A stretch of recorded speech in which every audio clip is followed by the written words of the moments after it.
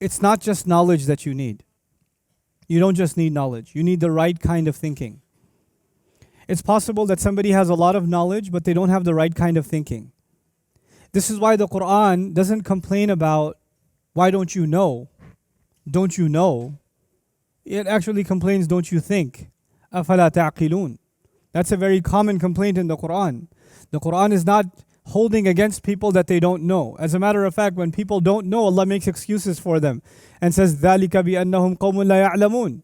That's because there are people who don't know. The idea means they will eventually learn.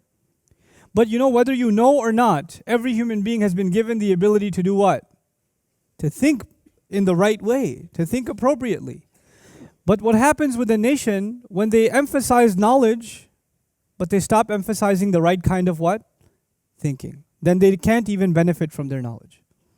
Bani Isra'il had a lot of knowledge. And by the way, you could say, no, but their knowledge was corrupted and their books had been changed and it wasn't what it used to be. Even if you argue all of that, their knowledge was good enough that when they saw the Prophet ﷺ, they could tell immediately, this is the one mentioned in our books.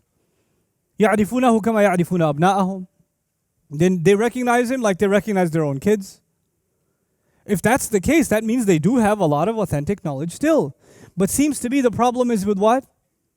Thinking. أَفَلَا تَعْقِلُونَ. Why don't you think? That's the complaint Allah makes even against Bani Isra'il. Now to us, we think that if you have knowledge, then automatically you must be a good thinker. We assume that. We assume it. So someone who has a lot of knowledge must be a really good thinker. It's not necessarily the case. So now coming back to the question of history.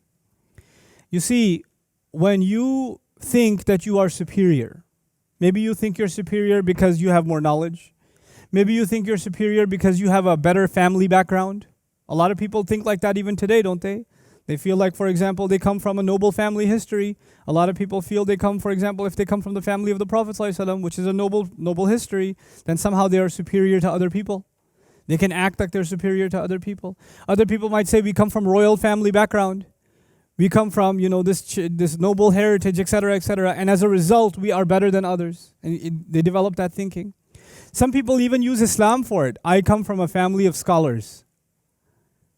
And because I'm from a family of scholars, somehow I have better DNA than you. The thing is, whether you come from a family of scholars or not, or even a family of a prophet, you're still the children of Adam alayhi salam. You're still going to stand in front of Allah Azza wa Jal the same way.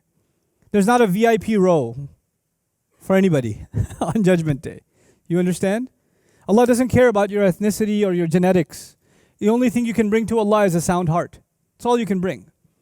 He's not going to ask what nationality, what passport, what visa, what bloodline. That's not going to be a question. Is that clear to everybody?